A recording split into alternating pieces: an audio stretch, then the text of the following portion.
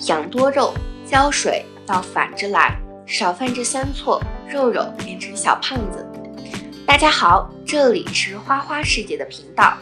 我在前面几期的视频里面或多或少都提到过多肉的浇水问题，但是没有系统的说过多肉的控水。今天我和大家分享一下小经验。肉友最痛苦的2件事儿，一是自己胖了，2是多肉瘦了。自己的瘦需要管住嘴，迈开腿，持之以恒。对于很多吃货肉友来说可能比较难，而多肉的胖说简单也简单，说难也难。最关键的是先把方向搞对，如果连方向都搞错了，那只能是在瘦肉的路上越走越远。大家都应该知道，想要多肉变胖就需要控氧。那么什么叫控氧呢？主要就是控制多肉的浇水频率和浇水量，让它大部分时期处在一个比较饥渴的状态，这样它会形成一种危机感，在得到水分的时候就会像沙漠里的骆驼一样拼命的储藏，以备接下来的继续饥渴。储存水分的外在的表现就是越来越胖，而不是肆意挥霍水分的长高长大。也就是说，多肉长胖的关键其实在于浇水，而且这个浇水是需要反着来的。你越是控水，它越会长胖。不过控水也不是随便控的，在正确的时间遇见正确的控水，肉肉会长胖；而在错误的时间遇见正确的控水，那肉肉只能无奈的越变越瘦了。下面咱们认识一下多肉在控氧过程中容易犯的3个方向性错误。1. 小苗控水。多肉植物叶插或枝插的小苗，前期的根系只是很细很嫩的气生根，这些气生根需要合适的湿度才会逐渐长大成为粗根老根。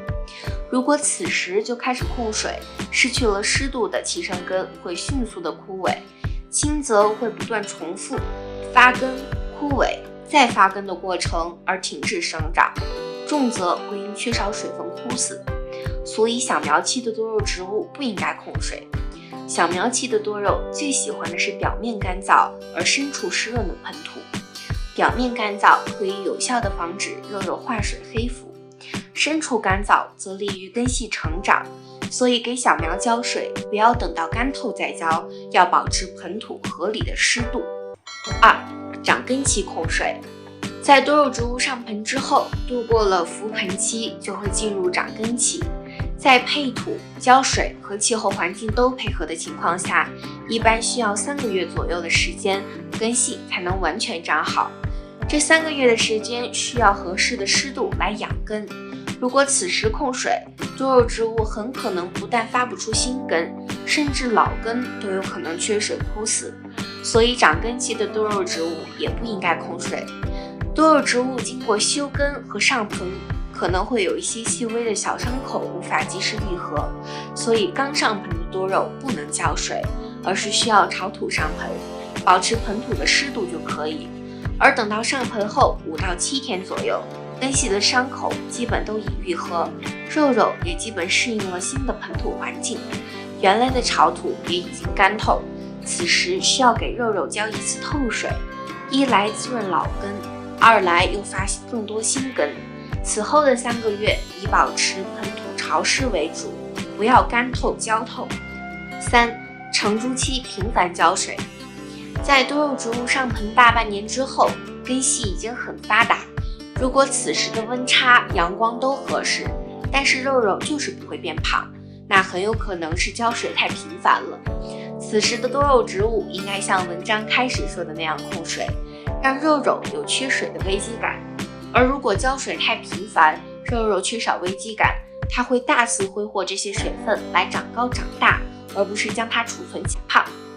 成株期的多肉植物浇水需要反着来，浇水的周期越长，浇水量越少，它越会拼命的长胖。